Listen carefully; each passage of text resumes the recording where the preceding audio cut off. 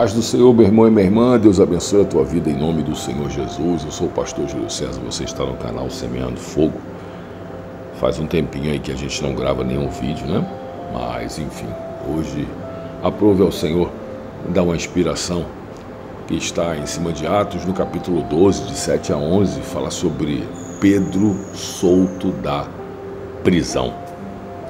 Saia da prisão, é o vídeo de hoje. Aí nós vamos falar um pouquinho sobre isso. Meus irmãos, eu quero logo entrar nesse assunto. A palavra de Deus ela vai falar que Pedro foi preso porque o imperador romano, Herodes, ele, como todos os governadores, quando eles começam a perder prestígio diante do povo, eles sempre arrumam alguma coisa para fazer para que o povo venha a gostar deles, aprovar o seu mandato, aprovar as suas atitudes, as suas ordens, enfim, o seu governo. Como aqui no Rio de Janeiro, o governador daqui era um governador que ninguém mal sabia o nome dele. Depois da operação no Alemão, já estão falando até em colocar ele como presidente da República, enfim. E aí Herodes, perdendo esse prestígio com o povo, ele manda prender Tiago, meio-irmão do Senhor, e manda executar Tiago. E a palavra de Deus diz que quando ele viu que isso foi agradável ao povo, principalmente aos judeus, ele teve a aprovação dos religiosos judeus que não entendiam os seguidores do Senhor, os apóstolos do Senhor, os que eram chamados primeiro de os do caminho, depois eles foram chamados da igreja de Antioquia como cristãos, mas primeiro eram os do caminho, os nazarenos, porque seguiam Jesus de Nazaré. E aí ele manda prender Pedro. Bom, já executei Tiago, o povo aprovou, agora vamos prender Pedro, que vai ser o substituto de Tiago. Tiago era o líder da igreja. E aí o que acontece, irmãos? A palavra de Deus diz que ele é preso e ele está numa prisão, preso com algemas, com um soldado à direita, um soldado à esquerda, soldados do lado de fora, e de repente um anjo aparece na prisão de uma forma sobrenatural. Esse anjo aparece para Pedro, solta Pedro, Pedro vai para fora, ele pensa que é uma visão, só que não é uma visão, era um anjo mesmo, poder de Deus sendo executado naquela hora. E aí Pedro vai até a casa de Maria, Maria não mãe de Jesus, mas Maria mãe de João Marcos, onde a igreja estava reunida na casa dela, orando. Se apresenta lá e depois foge. O que acontece, irmãos? Nós temos que entender que tem situações, e aí eu quero que você entenda muito bem isso. Nós não podemos determinar como Deus vai operar e o que Deus vai fazer. Quem somos nós para isso? Algumas pessoas falam assim: Deus ele não faz nada sem antes revelar aos seus profetas. No passado, irmãos, existia um propósito por causa disso. Tem pessoas que pegam versículos do Antigo Testamento e aplicam no Novo Testamento, aplicam agora. Só que tem coisas que não são aplicadas. Por quê? Porque nem tudo Deus revela, nem tudo Deus fala. Você imagina se Deus fosse revelar tudo que ele está fazendo, tudo que ele vai fazer, conforme a desobediência da humanidade, conforme a desobediência da igreja, conforme a rebeldia de muitos. Como que Deus iria agir? Eu pergunto para você. Porque tem muita gente que fala assim: ah, Maranata, vem Senhor Jesus. Ué, se o Senhor voltar agora, quantos vão subir? Quantos estão realmente preparados? Quantos estão condicionados para poder subir? Porque Pedro estava em uma prisão e muita gente fica atônita por causa da atitude de Pedro. Pedro estava para ser morto, executado. E a Bíblia diz que ele dormia. Estava tranquilo, dormindo, no meio dos soldados ali, ó, cochilando, dormindo, apagado, enfim. Por quê? Irmãos, entrega, confiança. Pedro sabia quem era o Senhor, Pedro andou com o Senhor, Pedro foi transformado pelo Espírito, quando o Espírito veio, desceu, o poder do Espírito, o batismo no Espírito Santo. Pedro deixou isso acontecer. Era um Pedro completamente diferente daquele Pedro que negou Jesus, daquele Pedro que falou que não conhecia, daquele Pedro afoito, que saiu do barco, caminhou um pouquinho, mas pelo menos ele caminhou, mas ele era afoito, ele se lançava, ele se jogava porque ele tinha esse espírito de liderança, mas ele não estava pronto ainda.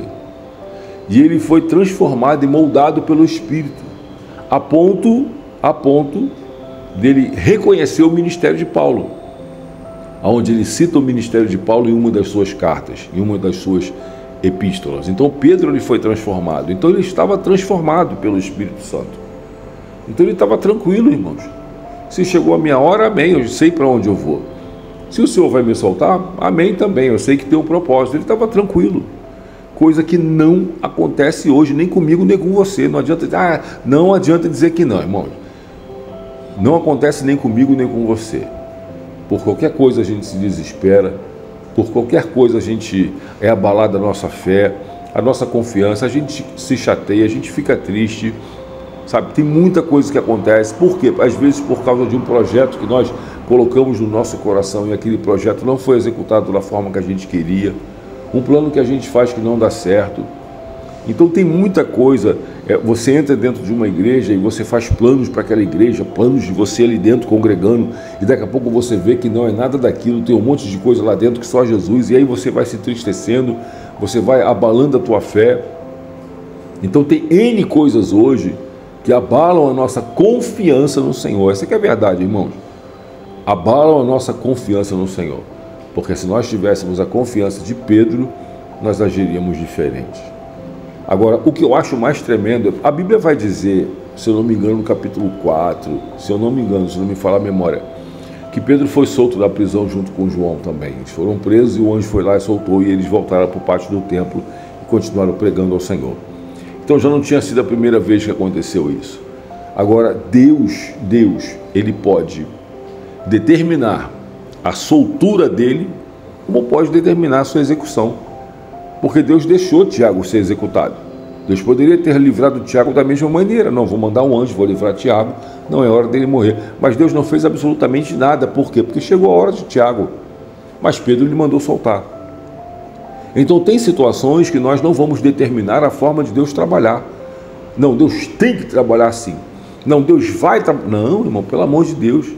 Eu já ouvi pessoas, pregadores, pastores, homens líderes de igreja, falar que Deus tem que fazer isso. Irmãos, quem somos nós para falar como Deus tem que fazer, a forma que Ele tem que fazer? Meu Deus do céu, não tem como. Quem fala isso é porque não compreende a grandeza de Deus, é porque não entende de fato o tamanho que Deus é, como Deus é, aquilo que Ele faz, como que Ele age. Não entende, irmãos. Ah, não, Deus é obrigado a fazer. Ué, Deus é obrigado? Eu já escutei isso. Não, Deus é obrigado a fazer. Obrigado? Deus faz o que Ele quiser, irmãos. Meu Deus, Ele é Deus. Ele é soberano, Ele é poderoso. Ele manda e acabou, e ponto final. Sabe? Então, nós temos que criar dentro de nós, sabe, algo gerado no nosso interior chamado confiança. Eu tenho que confiar em Deus.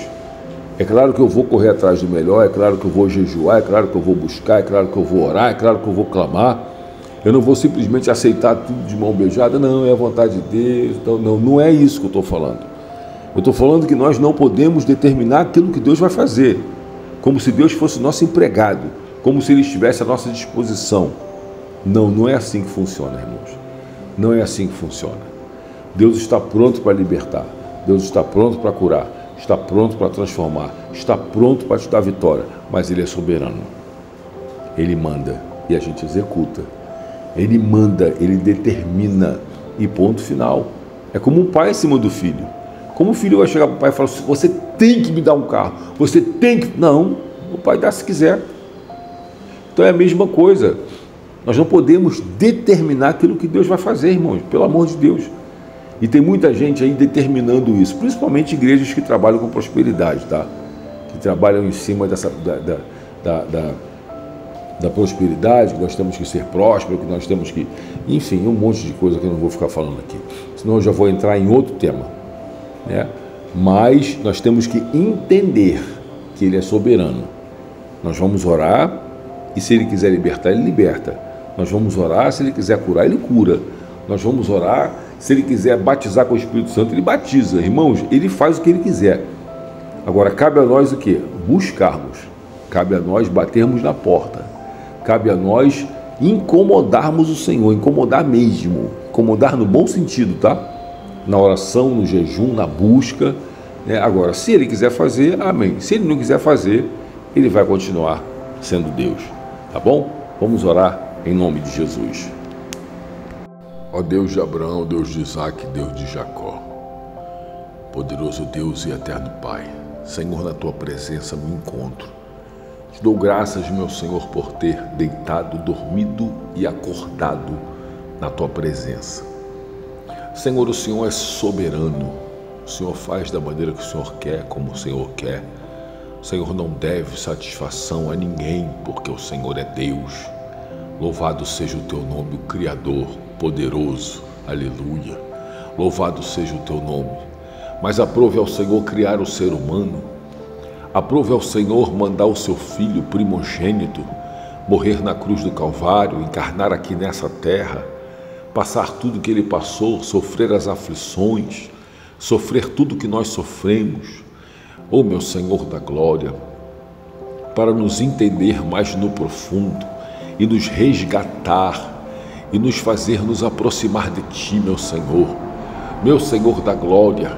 Por isso, nesse momento, ó Deus soberano e poderoso, abante, ó como nugue faço, coloca a minha insignificância diante da abante, ó como nugue afai, ó meu Senhor, diante de Ti, meu Senhor da glória. Se não é o Teu Espírito Santo, se não é a Tua mão, o Teu poder sobre a nossa vida, quem somos nós, Senhor? Quem é o ser humano? Não somos nada, meu Senhor da glória, não dominamos nada, não sabemos de nada, não podemos nada se não for a Tua mão sobre a nossa vida.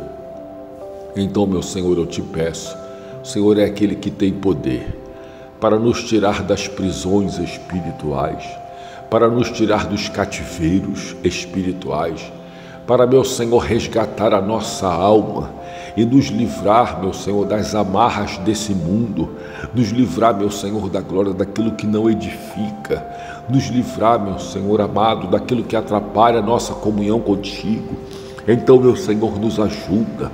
Louvado seja o Teu nome. Quantas pessoas aí, meu Senhor, estão sofrendo, ó Pai, meu Senhor da glória, como aquele jovem, ó Pai, que entrou numa jaula, Senhor, de leão, porque, meu Deus, no seu interior, meu Pai, ele sabia que ele iria dominar os leões. Ah, meu Senhor da glória, o inimigo trabalhou na mente dele nessa maneira, Pai, e ele, meu Senhor da glória, na sua esquizofrenia, entrou na jaula daquela leoa, meu Senhor amado, e perdeu a sua vida ali. Deus, oh meu Senhor, quantos, meu Senhor, que estão sendo levados à morte pelo adversário da nossa alma. Quantos, meu Senhor amado, quantos, meu Senhor, que estão perdendo a sua vida. O adversário tem ceifado vidas, meu Senhor. O adversário tem ceifado vidas, meu Senhor amado, nos hospitais, na rua, em acidentes, meu Senhor da glória. Meu Deus, em feminicídio, quantas mulheres sofrendo, quantas mulheres sendo massacradas, meu Senhor amado. Ó Deus, meu Senhor, por homens endemoniados. Deus, em nome do Senhor Jesus, eu Te peço, tem misericórdia. Quantas famílias dilaceradas, quantos pais, quantas mães chorando. Meu Deus, em nome de Jesus, faz alguma coisa, porque o Senhor tem poder para nos tirar da prisão. O Senhor tem poder, meu Senhor amado, para nos libertar de prisões. Então, Senhor, liberta no dia de hoje. Então, faz no dia de hoje. Então, opera no dia de hoje. Então, quebra cadeias no dia de hoje. Quebra muralhas, despedaça, Senhor, ferrolhos de ferro, portas de bronze, joga por terra, Pai.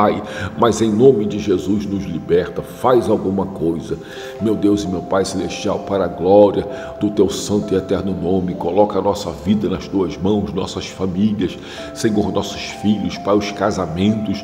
Coloco todas as áreas na Tua mão, a espiritual, a sentimental, a saúde, a emocional, a física. Deus, em nome do Senhor Jesus, toma conta de tudo, Senhor, e nos dá vitória. Se eu Te peço e Te agradeço, em nome de Jesus.